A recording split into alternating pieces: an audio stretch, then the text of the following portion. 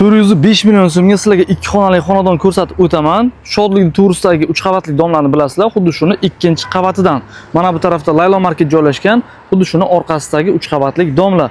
Lokatsiyamiz yaxshi, maktab bog'chalar yaqin, yo'limiz ham yaqin, peshkom chiqadigan bo'lsalar. Ichki remont holatlarini hamda proyektini tushuntirib o'tamiz. Asosiy kirish eshigi, umumiy yuvinish xonasi yaxshi holatda, remontlari, unitazlari almashgan va ichki kanalizatsiya tizimlari, turbalari to'liq almashgan ekan. Demak, bilasizlar, bu общий ichki xona bo'ladi. Aslida uyimizning egalari alohida qilib bo'lib qo'ygan. Hozirda ikkita alohida xonaga ega. Bu mehmonxona qismi, bu tarafini kichkina ofis qilib ishlatyaptilar. Remont holatlariga e'tibor berasizlar. Umuman ortiqcha qilinadigan ishi yo'q. Aboy holatlari, gilamlari to'shab qo'yilgan, xon taxtalar hamda konditsioner o'rnatilgan ishlaydi. Chugunoy radiatorlar turibdi. Isitish tizimlaridan muammosi yo'q. Akfa, deraza romlari ham o'rnatib qo'yilgan ekan. Xo'p, bu katta xonamiz va biz ikkinchi xonamizni ko'rib o'tamiz. Yotoqxona qismi. Bu yerdan pergorodka qilib, alohida xona qilib taxlangan.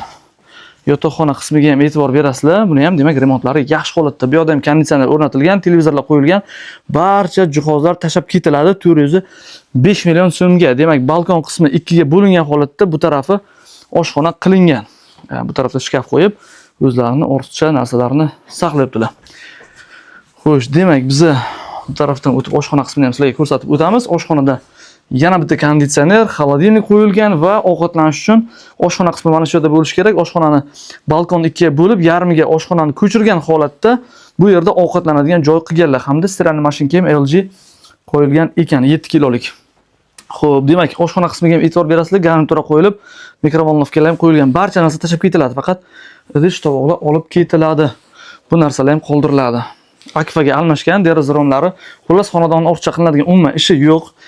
Kirasiz, yashaysiz, hamma jihozlar shu yerda qoldiriladi. Navoiy Baraka tomonidan keladigan bo'lsalar, yana ham ozroq savdosi bor holatda sotuvga chiqarilmoqda. Ikkinchi etajda joylashgan 2 xonalik ushbu xonadonimiz barcha jihozlar bilan birgalikda 405 million so'mga baholandi. Kimga qiziq bo'ladigan bo'lsa, ipotekaga ham xarid qilish imkoniyati bor. Menimcha 2 xonali xonadon bunaqa arzonga ikkinchi etajdan bunaqa remont jihozlar bilan birgalikda hali siz ko'rmagansiz. Tezroq ushbu xonadonni xarid qilishni men sizga tavsiya qilaman. Demak, kimga qiziq bo'ladigan bo'lsa, pastdagi raqamlarimizga qo'ng'iroq qilib to'liq ma'lumot olsalaringiz bo'ladi. Navoiy Baraka kanaliga obuna bo'ling. Yaxshi xonadonlarni arzon narxda faqatgina bizning kanaldan topasizlar.